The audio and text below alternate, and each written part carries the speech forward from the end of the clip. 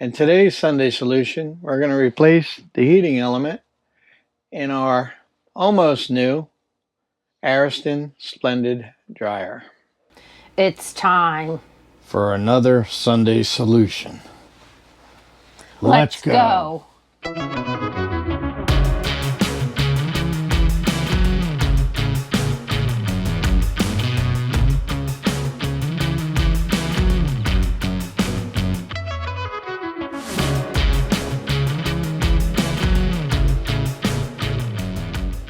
So originally when we had this installed, we had it done at Appalachian Foothills and they did an excellent job.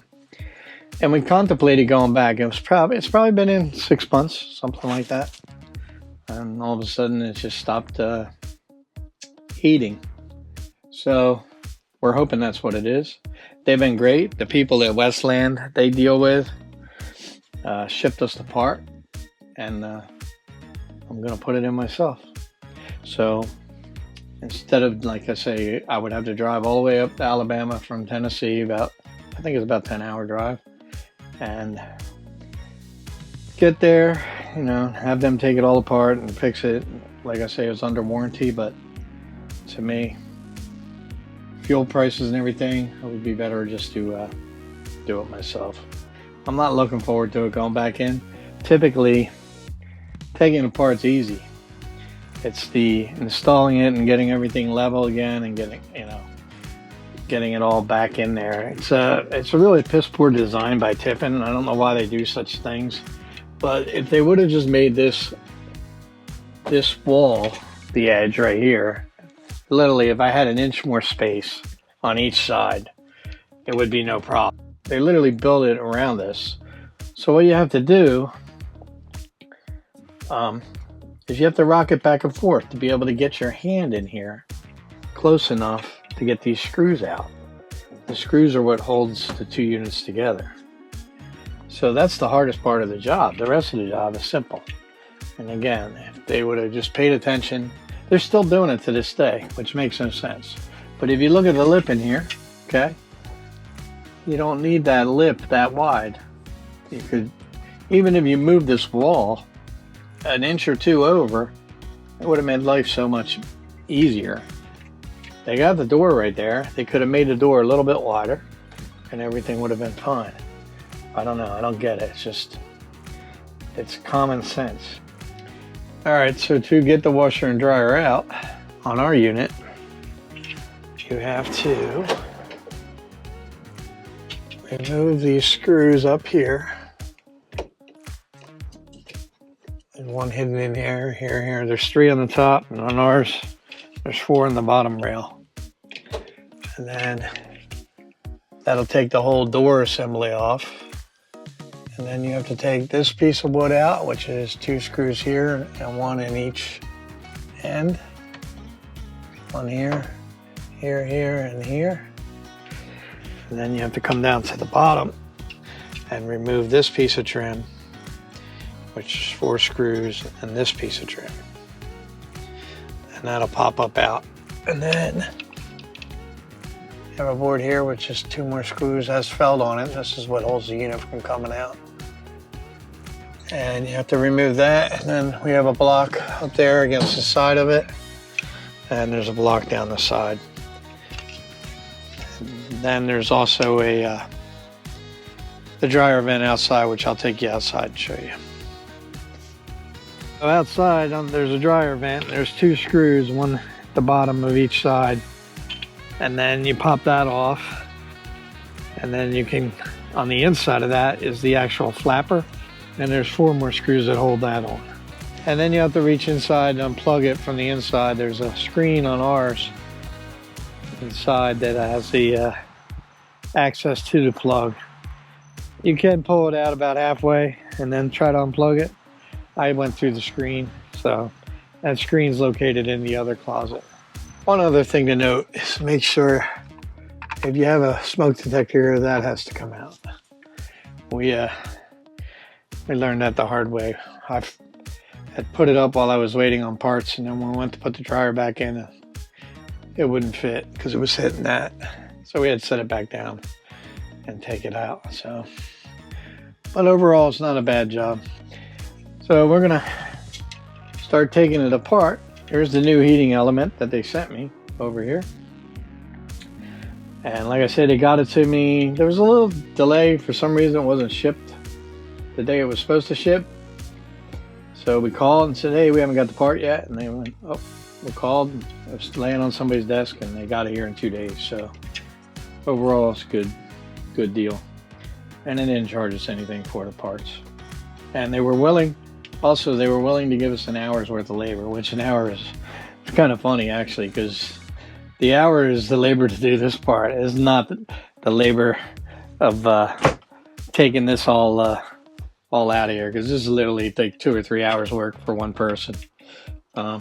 So what I got to do is I got to remove these screws, all these screws, and then all these screws around here, and the heating elements back in here. But before I do that, I got to take this screw, and these 4 screws off. And the reason the side has to come off, because the electrical plugs, these right here, are down in the side of the dryer.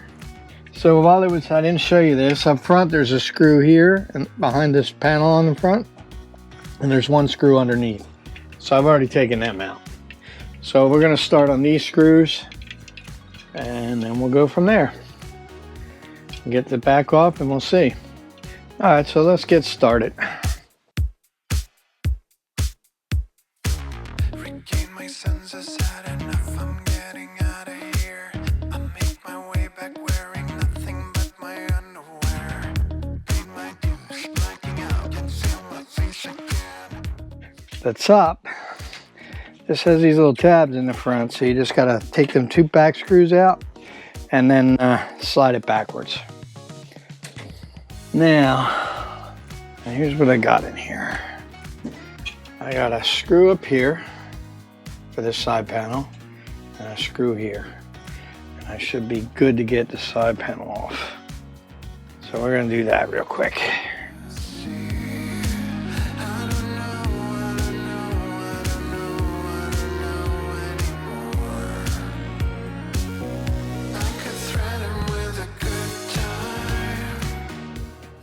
All right, so in typical RV fashion, I'm pretty sure they sent me the wrong heating element. This plug is not the same as this plug. So I'm gonna pull the back off, see what I got. Now that I got all this out, I'm gonna have to wait 3 days for a part, which is wonderful, because I enjoy picking things up and putting them down. But we'll see. Let me pull this back panel off.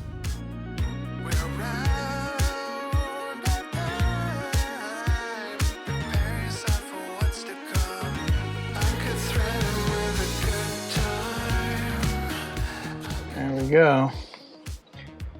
Let's see how bad it is. Yeah, there's the plug.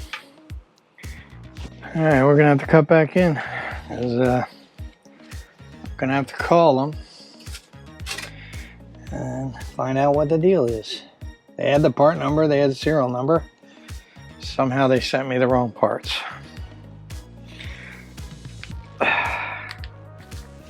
Unbelievable. 1 week later.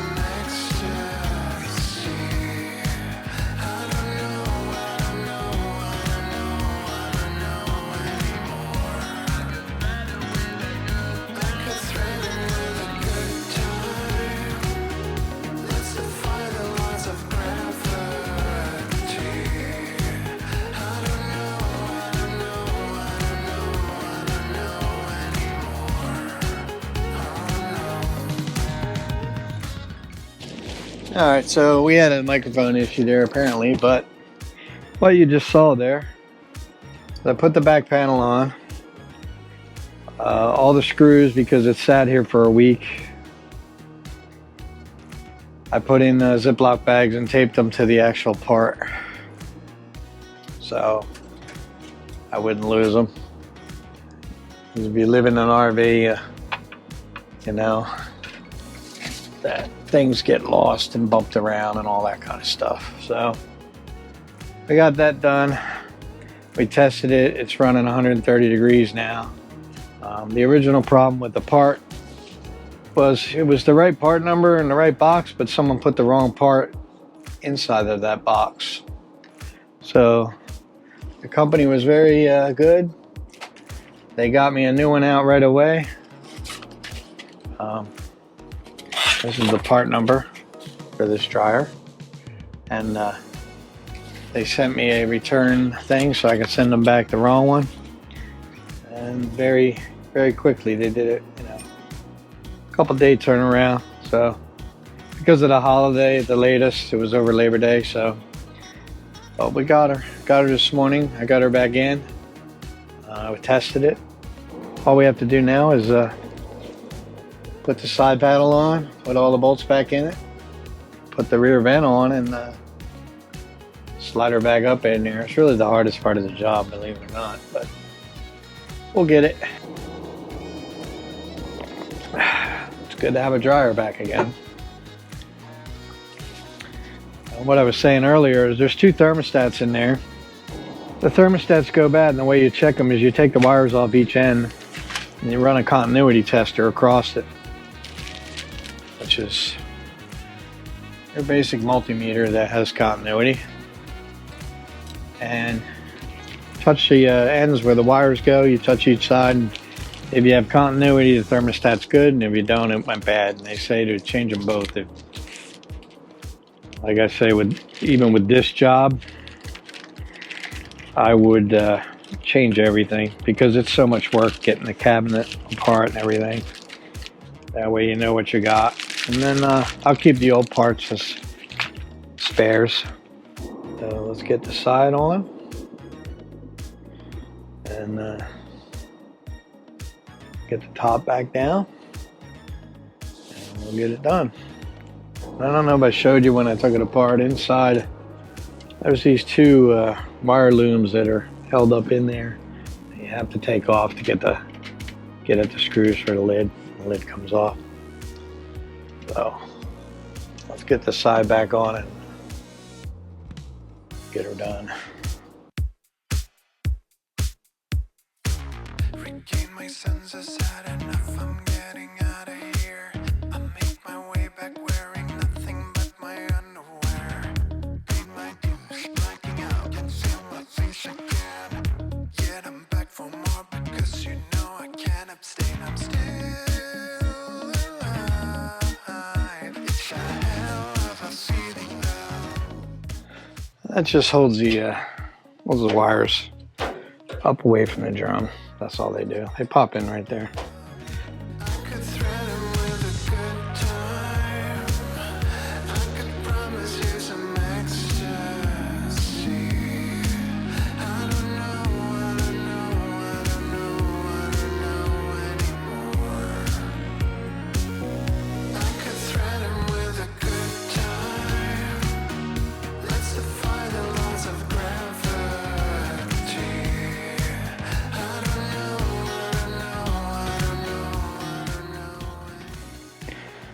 Well, we got the vent line back on, and we're gonna attempt to set it up in here.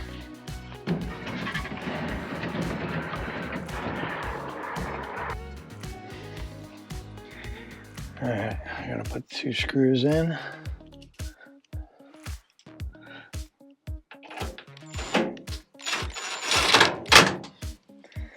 And the one underneath.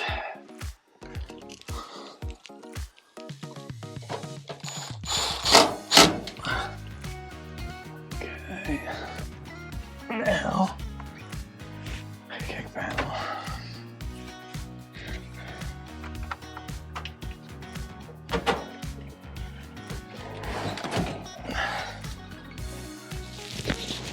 All right, so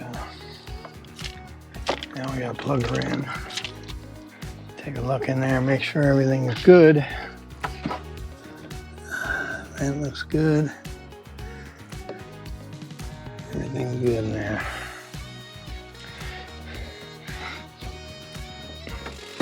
Come on, baby.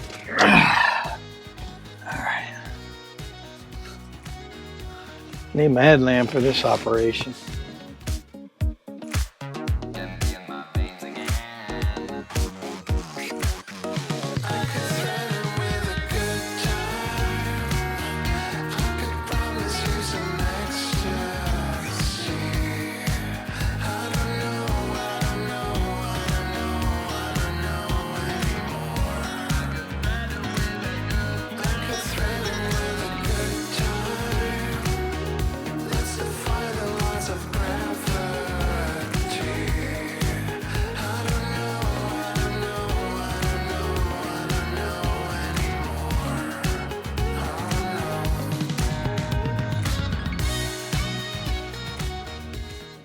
Alright, so here's literally what you have to work with.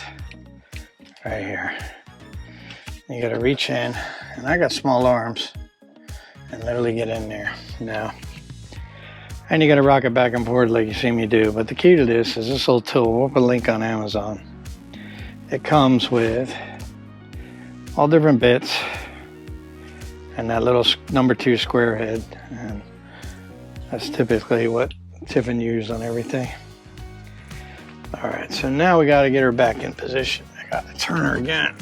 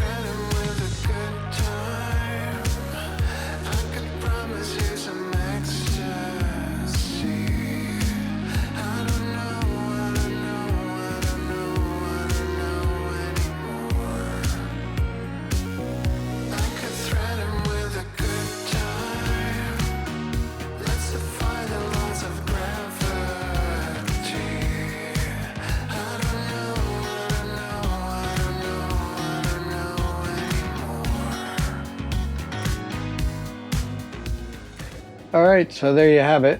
She's all back in there. It's definitely a 2-person job at some point with getting everything hung. One of the hardest parts is getting the sliding door to hang properly. We hope you enjoyed this Sunday solution. If you have any questions, drop them in the comments below, and we'll see you in the next one.